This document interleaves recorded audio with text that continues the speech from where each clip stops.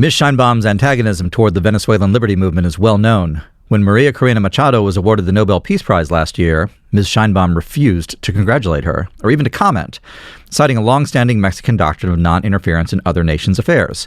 This principle of Mexican diplomacy, the Estrada Doctrine, is at best a polite fiction. Under 8 years of Morena governance, Mexico has run one of the most interventionist foreign policies in the Western Hemisphere. Its interventions have all been in support of regimes like itself, leftist autocracies with strong ties to criminal cartels. The record is stark and unambiguous. Mexico refused to condemn the fraud in Venezuela's July 2024 election, by which the dictator Nicolas Maduro stole the vote, but it did condemn U.S. efforts to curb and isolate that same dictatorial regime in 2025. Mexico has been engaged for years in direct support of the Cuban communist regime, supplying it with refined fuel in particular. Mexico severed relations with Ecuador in 2024 after offering its diplomatic facilities as a refuge for Ecuadorian politicians escaping corruption charges. Mexico invited Russian and Chinese soldiers to march in the Mexican Independence Day parade in 2023. Then Mexican President Andrés Manuel López Obrador boycotted the 2022 U.S.-hosted Summit of the Americas and organized a counter-summit of dictatorships, including Cuba, Venezuela, and Nicaragua. Mexico sent a military aircraft to rescue the leftist Bolivian autocrat Evo Morales in 2019 after he lost power and was in danger of being held accountable by the successor government. Then there is the long-running pattern of Mexican intervention in the United States, which has included the past Morena presidents seeking to sway the Mexican-American vote, and Ms. Sheinbaum's directing Mexican consulates in the U.S. to help Mexican illegal aliens evade American law enforcement. We did a show on that. If we include the regime's cartel partners in the mix, then the robust and underreported history of Mexican military personnel entering American territory, likely to protect cartel shipments, also enter the record. And that's just the tip of the iceberg. All that's from a great piece in the Wall Street Journal today. Great author right here. January 5th, 2026, entitled Mexico is Acting Like an Adversary to the U.S. by me. I'm Joshua Treviño, and this is The Hard Country.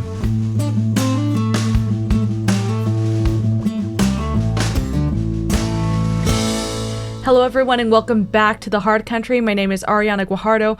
We, of course, today have to speak about Venezuela, and here to do that is Joshua Treviño, who has been in the Wall Street Journal, National Review, On News Nation, Fox News, and the Spectator podcast, all to speak about Venezuela, what that means for America and the entire Western Hemisphere. What an indictment of the media sphere. Well, first of all, Happy New Year, Josh. Happy New Year. How has your New Year been? Busy, I guess? It's been very uneventful, aside from the raid on Caracas, which netted us Nicolas Maduro and everything that's happened. It's definitely the biggest story of the year. It really is. And I think, it's a lot to say for, 6 days now, but we'll see for how long this remains one of the top stories of the year. I need the rest of the year to relax from the first week of January. Although some wit pointed out that early January is sort of Donald Trump's clear out the dictators month, because of course, he also ordered the drone strike on Qasem Soleimani in 2020. What was that on January 2nd of that year as well? So this is a pattern now. It's a pattern, right? Like watch out after the holidays if you're an autocrat or a dictator or an enemy of America, because President Trump, or a journalist who has to write about it right afterwards. Right, apparently. he's rested and ready. He's ready to go. But go ahead. Sorry. Is that how some people? How some people use their vacations, just preparing for all the stuff going down afterwards? He's a unique man. Well, one of the things that you mentioned so far is the Estrada Doctrine, or the doctrine of non-interference from Mexico. But before we get into where where Mexico plays into all of this, I want to talk about a different doctrine that you wrote about in your other article, which is in National Review. That one's entitled, In Venezuela, the Era of Escaping Consequences is Over. Yeah. And you go through the 5 points of what we need to take out of this. And you start off with talking about the Monroe Doctrine and the Roosevelt Corollary. I want to talk about how these two have come back up and why they're in play here. Yeah, the Monroe Doctrine, of course, longtime Hard Country listeners know that we've done more than one show on the Monroe Doctrine. We had the bicentennial just 2 years ago of it. The Monroe Doctrine, just to recapitulate, is the doctrine articulated by James Monroe, clearly back in the late, I would characterize as the late founding era. That asserts that it's really directed at European, but it's been reinterpreted to mean extra-hemispheric powers establishing themselves in the Western Hemisphere. And then the Roosevelt Corollary, which comes out really 80, 85 years after that, and is part of the kind of the insular expansion of the United States in the era of McKinley and then President Theodore Roosevelt. Is essentially an assertion that the United States, this is my paraphrase of it, that cannot tolerate ungoverned spaces, that we won't tolerate misgovernance, bad governance, criminal governance in the Western Hemisphere because it is a direct threat to the United States. And so what's interesting about it is that we went through this period where there was sort of a fiction that the Monroe Doctrine and the Roosevelt Corollary no longer applied.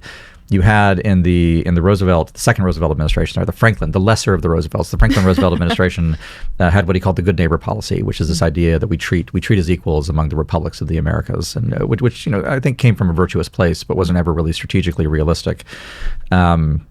And that's something that both you and other people have been reiterating, is where prudence steps into this and into action. Yeah, right, exactly. I mean, there functionally isn't. I mean, however much one may believe in like the Westphalian system's equality of states, in the end, there is no moral or even legal equivalence, functional legal equivalence between a legitimate regime like the one that the United States enjoys or that Canada enjoys, or put your example here, and an illegitimate one like the one in Venezuela, the one in Nicaragua, for example, certainly the one in Cuba. And so one of the things that we are rediscovering is that we need to differentiate among them, and that there's effectively different rules for them, which is why it is contrary to a lot of the chatter that you see in kind of the commentariat and a lot of the media sphere right now. What the president did on January 3rd in Caracas in sending the Army and also the Air Force and Navy to seize Nicolas Maduro was perfectly within the law of nations.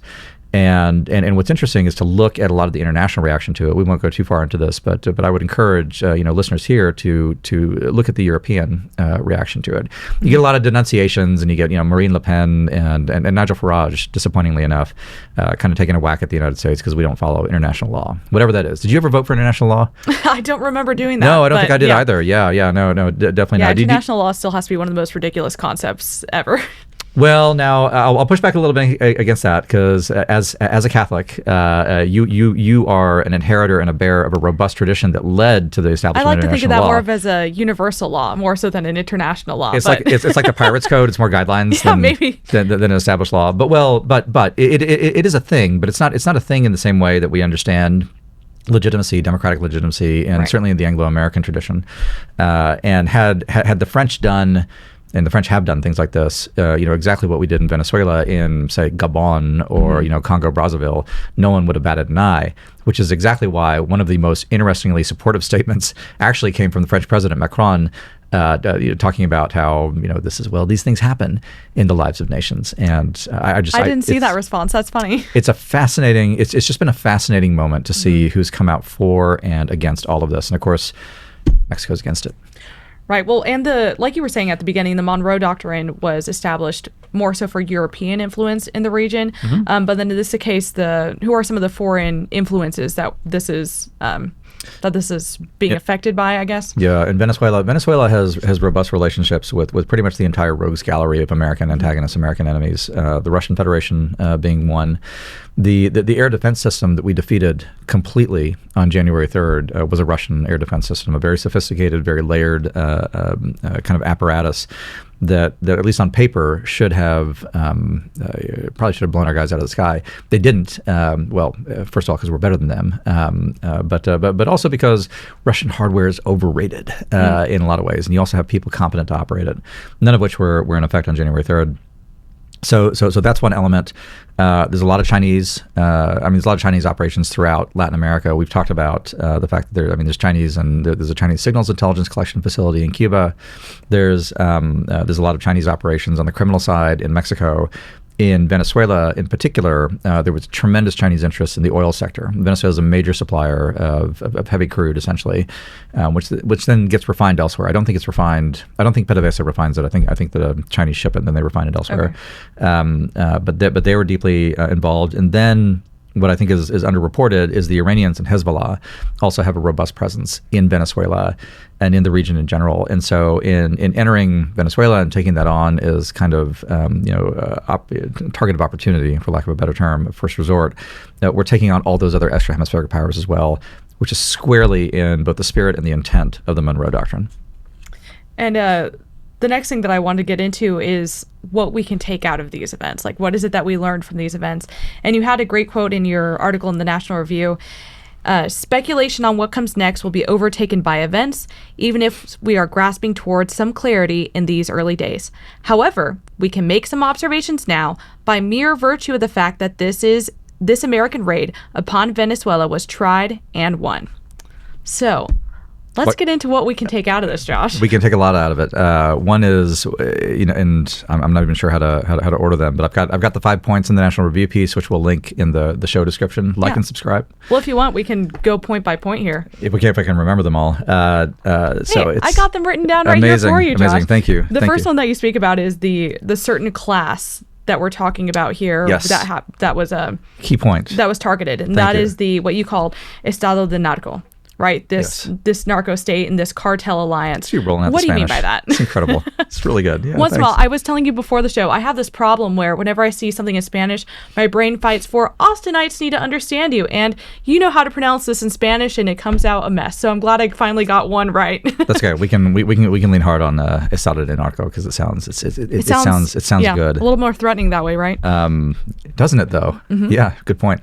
The narco-state is a concept that we've been talking about for a long time, and essentially what it is, it's different from the traditional model of organized crime, which is sort of like, I would describe it as the law enforcement model of the cartels. And so the cartels and that concept are fundamentally criminal organizations.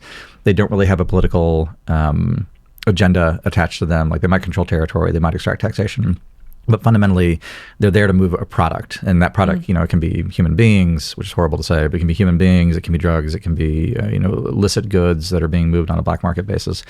What the Estado de Narco does, like this narco-state synthesis does, which is qualitatively different, is they actually enter into partnership with the formal state. And so we've talked about this a lot in the Mexican context because Mexico is one of these narco-states. And in the Estado de Narco, what you have is this mutual exchange of the criminal groups, which each provides something to the other. So the criminal group will provide to the state, obviously, money and wealth, but in a quasi-democratic, small d democratic structure, they also provide votes, and so there's sort of a combination of a profit center and an enforcement arm for the political elites, and then the political elites, on the other hand, provide cover and protection for the cartels, and so you absolutely see it in operation in Mexico. You saw it very clearly in the AMLO years when the president of Mexico himself was very emphatic that he was going to use the Mexican state to protect the cartels from the Yankees. He said this infamously in May 2023 when he went to the Naval Academy at Veracruz. I'm sorry, not the academy, but it was the ceremony, I think, marking the anniversary of when the United States took Veracruz in 1914. So great moments in Mexican-American relations. But you see this over and over, and you definitely saw it you saw it in Correa's Ecuador. You kind of see it in Petro's Colombia. You definitely see it in modern day Venezuela with the Maduro, and now Maduro's gone, but Delcy Rodriguez, who's now the president. Right. Or is it acting president or president? Acting president, interim president. Hopefully she won't be president for very long. Right. But she's the formal head of state, however you want to term it. They are helming this type of narco regime, and that's something again that has really developed itself very fully in the past generation and represents. I talked earlier about the extra hemispheric actors being the kind of threat that the Monroe Doctrine was designed against. The narco-state is the kind of threat that the Roosevelt corollary is designed against. And those two provide kind of the conceptual policy umbrellas under which we took the action that we did on January 3rd. And so obviously it's become enough of a threat for the U.S. to take this kind of action. Yeah. So what I'm wondering if you can contrast, or I guess compare even, Venezuela to Mexico and those two narco regimes.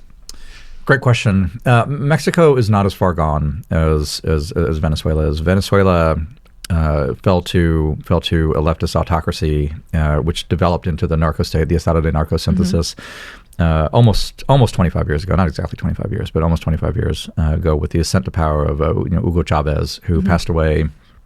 Pardon me, I've forgotten the year, but 2013-ish, I think, he passed away. He's quite ill. But he's the one who set Venezuela on its current path, and so some of the, I mean, when you look at what's happened to Venezuela, it's shocking. I think the economy has contracted by something like 70%. Some of the figures that you've seen in the meantime. Mexico is headed in that direction. We want to be 100% clear. Mexico is absolutely 1,000% heading in the exact same direction for the same reasons as Venezuela, and it's been made very explicit by the Morena regime, which has controlled Mexico since late 2018. But Mexico is, on the timeline, they're 15 years behind where Venezuela is. 15 years isn't too long. 15 years isn't too long. No, that's true. But it's also an impressive, I guess maybe that's a right or wrong word, but collapse of Venezuela in such a short amount of time. It's a generation. Right. Yeah. So 15 years, I guess, does make some sense for where Mexico could be heading. It does. And again, Mexico is absolutely headed that way. We are going to have a paper at the Texas Public Policy Foundation coming out, I think in 2 months. Antonio, if you're watching, I need your draft. But it's going to come out. Actually, Antonio Sosa, who's one of our premier scholars at the foundation on this, just a really brilliant guy, and actually Venezuelan American. Yes. So he's very well connected, and we should have him on the show. We should. He wasn't in his office yesterday. Whenever I went to go find him for reaction, but. All right. Well, Antonio, again, talk to Ariana before we do the show. Yes, please. But really just a tremendous intellect. One of the finest minds, and actually has been, if I can brag to our listeners quick, like Antonio over the past 3 years has done amazing scholarship, some of which is public record, some of which is not, but that has fundamentally altered the landscape of this entire enterprise. And so without going too deep into details, the raid that happened in January 3rd in Caracas actually was a long-term strategic result of a lot of great work that Antonio did in 2022 and 2023. So I just want to give him public credit for that. Wow. Not a raise, though, Antonio. I just want to be clear. That's fine. Sorry, where was I going with this? On Venezuela, help me with my train of thought. I've lost it because I was praising my colleague. Well, we're talking about that Mexico is on its way to becoming. Yes, sorry, Antonio. Yeah. So Antonio Sosa is writing a paper for us at the foundation on the ideological universe of the Morena regime, which is fascinating because it's all out in the open. Everything is published. Like where they're headed toward. And there was a document that came out post-election in 2024. It was in August 2024. So it was interesting. They did the presidential election in Mexico in June 2024. It was June or July. I think it was June. But then they didn't put out their party platform until 2 months after that. Which is, I know, right? That sounds like great timing. Well, at least they have one. I don't think Republicans even had one in 2024. But so be it. Like they put out this party platform, and it's online. You can go look it up. I'll dig it up and see if we can put it in the show notes.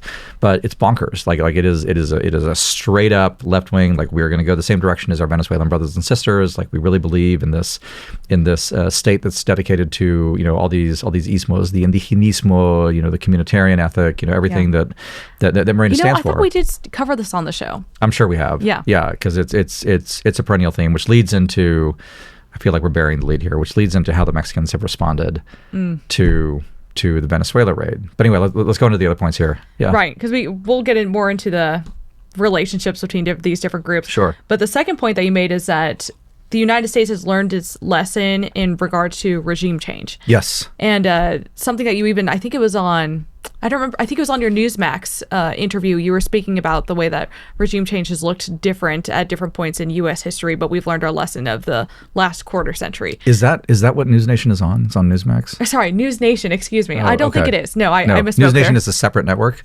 I think so. I feel like, have you seen those Josh, you have to understand, I consume media on Instagram now. This is not oh, good. Traditional media is You're not typical of your generation. Yes, exactly. I feel have you seen those videos where Gwyneth Paltrow has no idea she's been in like 17 Marvel movies? Yes, I have. Is that what it felt like for you right now? That's kind of what it feels like right now. I actually didn't. I wasn't sure what. Then again, you've been in so many places. Maybe you were there too and didn't even remember. Yeah, maybe I was in a Marvel movie. But in your News Nation interview, I think you were speaking about the different, the way regime change has looked different. It has looked different. Yes. Right. So what do you mean by we've learned our lesson now? It's clear that the Trump administration is trying a different model of regime change. I don't think there is, and it's been very interesting to hear both the president and the Secretary of State And by the way, talk about a guy, Marco Rubio, whose stock has gone up lately. He's got 9 jobs, and he's the caudillo of all of them. I mean, just an amazing public figure. But we did do a type of regime change in Venezuela. But what has changed, I think, is the reintroduction of prudential constraints into regime change. When you think about, like, one of the most famous examples of American-led regime change is Japan post-1945. What's interesting about that, I actually spent a lot of the holiday reading this very interesting book called Embracing Defeat, which is not a household manual, but although it is a manual for being a Dallas Cowboys fan, but it's also is that about, how you hang on to your team, Josh? Almost, yeah. No, it's a veil of suffering. It's like being a Dallas Cowboys fan is what I imagine like being a Belarusian feels like all the time. Like, you have this pride and this glorious past, but you'll never see it on your own. It's helpful for Catholics. I'm sure. Have the virtuous suffering. Yes. I want to go on record for the Hard Country listenership that the Jones family is one of the worst things that's ever happened to the Dallas Cowboys. 30 years without an NFC Championship appearance, and that is totally inexcusable. Now let's get back to our topic. We'll have to debate this another time. Let's get back to our topic on regime change. Yes. So what you saw in Japan in 1945, very interesting. MacArthur comes, and of course one of the first acts of the American occupation authorities and General MacArthur specifically is to affirm the emperor, and they actually keep most of the Japanese civil service too. It's very interesting, and so anything that might have been expected on December 8th, 1941. The fleet's in flames. Pearl Harbor's been bombed. There's this desire for vengeance. And of course, the Pacific War that follows over the next 3.5 years is a truly horrific and savage war. I mean, there's no obscuring that at all. I mean, the European theater, not that was great, but if you had to pick between the two, I mean, I personally, knowing what I know, I'd rather be in Europe than on one of the Pacific Islands. But we get there, and we don't go scorched earth on Japan post-surrender. Instead, like, we affirm the emperor, we keep a lot of the civil service. The occupation authorities pretty much govern through an attenuated version of the pre-existing Japanese government, which is extremely interesting. That sort of prudential concern and that kind of wise statecraft that informed decisions like that totally gets thrown by the wayside in the post-Cold War era. And so we get to, for example, and I think everybody knows the story, we get to 2003 Iraq. And we fire the entire army, which then becomes the nucleus of, like, the Sunni resistance, and then we end up in a decade's worth of insurgency. Or take Afghanistan, for example, which I think has too small of a place in popular memory in terms of the mistakes that we made. 2 big things happen in the first 12 months that we're in Afghanistan post 9/11. And by the way, we should have been in Afghanistan post 9/11. So I'm not disputing that. Right. One is that the Taliban actually offer to come to a negotiated surrender, and we contemptuously reject it because we're going to. I mean, imagine if we'd taken that deal, right? And then the other is that when they do the Loya Jirga, which is sort of the gathering of elders to determine how Afghanistan is going to be governed, there was a monarch, Zahir Shah, who was, I guess, like 200 years old. He was around, and he expressed an interest in coming back and restoring the traditional Afghan monarchy. And we said no. It was the United States that intervened and said, no, we're not going to do that. We're not going to restore a traditional form of government. Instead, we're going to set up this republic under the people, Hamid Karzai and the rest. And anyway, you know what happens with that, right? And right. So we enter in with a great deal of hubris that is unmoored from prudence, because at this point we're super powerful, we can do anything we want, we're infinitely rich, and we are ideologically motivated to particular ends that have nothing to do with the context of where we are. What we're seeing in Venezuela now, which is open to critique, by the way. I mean, I think there's reasonable voices, and I've had the pleasure of getting to know a little bit Maria Corina Machado, who I think is a very admirable person on that. And so, I think there's a live debate. Like, do you go the democratization route? Do you endorse a particular faction? But the administration has chosen right now to work with the Maduro and the Chavista and the Bolivian, the Bolivarian apparatus, and that's certainly open to critique. But the reason that they're doing it, and I think it's a very defensible reason, is because they said, okay, you know what, we tried it this way, it didn't work. Now we're going to work through existing structures, and this is the thing that's really interesting to me. We're not going to really set foot, except for the raid that got Maduro. We're not going to set foot in Venezuela. We're going to stay as an offshore balancer. This is the part that I find very admirable and very strategically, perceptive on the American government's part. And we're going to retain the ability to use force when needed, but we're not actually going to occupy the place. There's going to be a fleet offshore, and that's going to be our insurance policy. And I think that leverages quite smartly the traditional strength of the United States. And it also, I'm going to have a piece on this at some point. Like, I need to get some sleep first because I haven't, like, as we're recording, I've had like 4 hours of sleep a night since it's happened. But I'm going to write a piece on this, that the United States, from a strategic perspective, needs to treat the South American continent kind of like Britain has traditionally treated the European continent pre-First World War, in that our role is to be an offshore balancer. Like, we're present in the islands, we're present in the maritime space, we dominate the Caribbean basin and maybe elements of the Eastern Pacific, but fundamentally, we're not engaged in getting Americans, drawn into the Amazon or the Andes or any of that hinterland, because it's just not it's not something we can prudentially do, and also it's more properly done by our friends in the region. But it seems like you were saying the strategy mimics the early 20th century versus like the last few years, and specifically in regards to Delcy Rodriguez being the one installed right after as acting president. But the other thing that occurred here was a real show of military strength. So you're saying we're staying outside of Venezuela now, but the other point that you made was this is an example of the strength of the U.S. military. Oh, yeah. And I mean, completely embarrassing both, I think the Chinese and Russians who had their own military equipment there. There's no other military in the world that could have done what we did. I think, if you kind of squint, you can think in terms of professionalism and expertise. I can barely conceive of a world in which the French pull off something like this. And it's kind of it, honestly. Like, I don't even think I definitely don't think the British could do it. But I think the French might be able to do something like this in Africa. But that presupposes a lot of like pre-positioned bases and equipment and access and things like that. But on an expeditionary basis, which is how this happened, because again, keep in mind, prior to like 6 months ago or so, we didn't have anything in the region, like nothing. Like, we had this unused airstrip at Roosevelt Roads. We had facilities at Guantanamo Bay for locking up jihadis, and that was it. There was nothing there. Like, Fourth Fleet wasn't there in force, and now, I mean, look at what we've got. We've got this constellation of facilities. We have access to airfields in the Dominican Republic. Trinidad and Tobago has been very generous with us. The Ecuadorians, I mean, this is someone new, but the Ecuadorians have invited us back in on a rotational basis. I think in the Manta facility on the Pacific coast there. So almost in a heartbeat, we've reestablished this this constellation of facilities and access. Oh, and I forgot the most important one. We have a rotational force on the Panama Canal at Fort Sherman in Panama. Which, for those of you who are interested in the things I've written for The Spectator in 2025, I do have a piece on that as well. So I think it was in April or March, bringing Southcom back to Panama. But we have all that, and it was established in a hurry, and there's nobody else in the world who could have done that. If the Chinese simply don't have the experiential basis. They might have the equipment basis for it. The Russians, if the Russians had tried anything like this, like right now, there would be this 500-mile long convoy from the Guyana border to Caracas, and it would be totally in flames.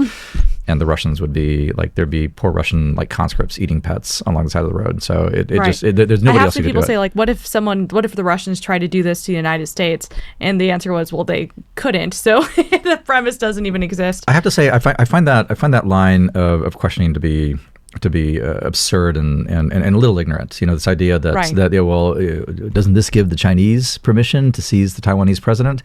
Guys, the Chinese and the Russians and every bad guy in the world and the Iranians were not waiting for American permission to do these things. Right. And in terms of assessing policy, we ought to, on a prudential basis, retain just the basic discernment to know that you can have the same action, one done for virtuous ends and one for unvirtuous ends, and the virtuous one's good, the unvirtuous one is not. And just because the United States has seized a dictator doesn't mean that the Chinese have moral permission to seize a democratically elected president in Taiwan or anywhere else. I think the sources of that critique, frankly, don't know how to conduct a foreign policy in general. But go ahead. Well, we keep bringing up the enemies that have aligned themselves with Venezuela, like enemies of America.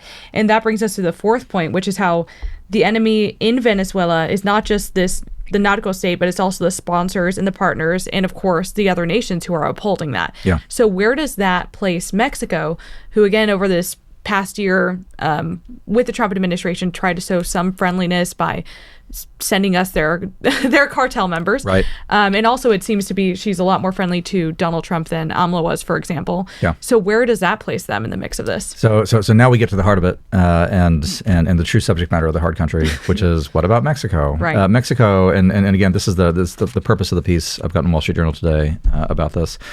What we have seen with the Mexican reaction to this at all levels, not just the president of Mexico, but every subset and level of government that Morena controls, which is effectively all of them, is the real face of Morena. Morena has been a supporter of and a friend to leftist dictatorships and autocracies in the region for years. But it really kicked into high gear post 2018 when Morena takes over the Mexican state, and we have to pay attention to that. We have to know that when the president of Mexico, when the Mexican regime, when SRE, all of it comes out and says that the United States has acted unjustly, that you can't do this. It is because they're afraid. It's because they're afraid because they know for sure that they are implicated in the rule of Nicolas Maduro in some fashion. They're ideological friends with him. They're programmatic friends with him, and they have repeatedly in Bolivia, in Venezuela, in Cuba, in Nicaragua, and so on. They have repeatedly extended a helping hand to these hemispheric dictatorships, all leftist autocracies, all narco-states, and they've done it because they're one of them. We have to be really clear about that. And so for whatever cooperation Mexico has given us, particularly in the past year, and they have given some, I think there are people of goodwill within the Mexican state. They're just not in charge. But in terms of fighting particular cartels, note what they don't do, though. They don't give up politicians, all right? So they don't give up their own, which means that the only wins we get are tactical ones. Strategic wins mean that they do give up politicians, and they go ahead and they do turn against their own state cartel synthesis, and they do not do that. And it's a choice that they make not to do that. And they also feel free to be antagonists to the United States. There's no other way to put it.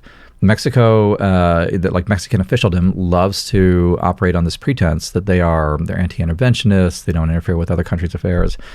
Completely false. Mexico, I said this in the Wall Street Journal piece, has run the most interventionist policy in the Western Hemisphere, bar none, for most of the past decade. It's not even close, even when you throw in the American raid on Caracas.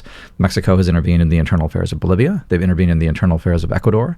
They've intervened in the internal affairs of Cuba. They've intervened in the internal affairs of Venezuela. And they've intervened in the internal affairs of the United States of America as well, over and over and over and over. And it's past time that we said so openly, and I would like, in candor, if I could, I would like the State Department to say so openly too, because Mexico does all this, and then they turn around, their officialdom, and they expect to enjoy the benefits of trade with us. Oh, we need USMCA renewed. We need to keep the cross-border traffic flowing. And at a certain point, we have to have the self-respect as Americans to say, you know what, you don't get that benefit. Sure, your economy's flatlining. You've had no growth since 2018 because you're socialist. You're socialist leftists, but that's a you problem. That's not an us problem. And you're not going to get the lifeline that the United States provides you so long as you're fundamentally anti-American. We should reward our friends. And the Mexican regime is not a friend of the United States. And we see that very clearly this week. Well, the last point that you make is that this is not the end. But as you say, that there's the Churchillian phrase that this may be the end of the beginning. Yes. So with that, I know that you might be talking to the regards of multiple parts of the Western Hemisphere, but in regard to Mexico, do you think that Mexican, both officials and cartels, are changing the way that they view America and potentially America as a threat to their operations? I think they're always worried about it. I don't know if there's a fundamental change. I mean, that would be mind reading on my part. What I hope has happened is that this has focused them a great deal on the reality that we are willing to do extraordinary things in the hemisphere, and now that is a prospect that they have worked overtime to manage this year in particular. But things last until they don't. Both the Secretary of State and the President were very explicit that in looking at the list of problem areas in the Western Hemisphere, it's Cuba, it's Mexico, it's Nicaragua. Colombia ends up on the list because Gustavo Petro, the former terrorist who leads Colombia right now, is a completely insane person. But there's going to be a presidential election in Colombia in May, and so I think assuming that goes well, which I think we can reasonably expect it to. Again, nothing's certain until it is. Right, and they can only serve one term, if I'm not mistaken. There. Correct. Yeah. So Petro's going to be gone regardless. I mean, the question is whether a lunatic succeeds him and makes us miss him, or it's somebody. But if it's somebody on the right or somebody at least in the center in Colombia, Colombia. Colombia traditionally, for generations now, has been kind of the keystone of American security policy in South America. I hope it can continue to be. But all of which is to say, that's sort of the issue set with Cuba, Mexico, Nicaragua, possibly Colombia. And if the Colombian elections go well, then my hope is that in Mexico City, in Havana, in Managua, they're starting to think hard about how they should proactively change their behavior and orientation before we have to do so. And this also, I think, sets up some interesting dynamics for going into the summer and the USMCA renewal agreement. Do you think that this changes the U.S.'s position within that, and what is it that you're hoping to come out of that? It depends on what we're characterizing as the U.S. There is, unfortunately, there's no question in my mind that officialdom writ large charged with this has no intention of doing anything but renewing USMCA, and there will be some tweaks around the side to give us more market access and make sure that GMO corn goes into Chiapas or something like that. But when you look at this, I'm going to overgeneralize here, but with a purpose. When you look at sort of the policy blob that coalesces around USMCA in particular, and it's multiple actors. It's finance, it's trade, it's the diplomatic apparatus. It's all of them.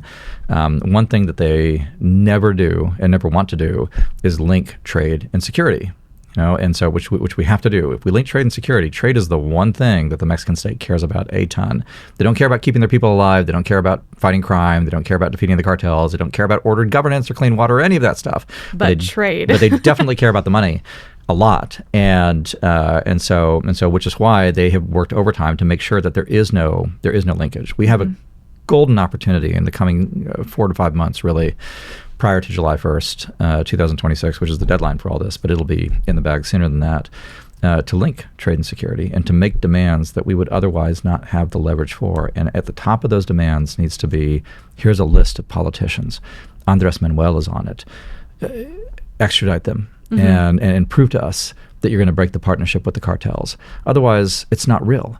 And if they say no, which honestly they probably would say no, then that's fine. It's our choice. The United States, let's be clear, and you and I are both from South Texas. Our native land has benefited tremendously from NAFTA, tremendously from USMCA. So I say this with a bit of a heavy heart. But has the rest of the country as much? I can't really make the case. I mean, a lot of people have made a lot of money, but the United States fundamentally will be fine without USMCA. We will. There will be a period of adjustment. There's going to be some regional changes in terms of income and activity and so on. But we'll be fine.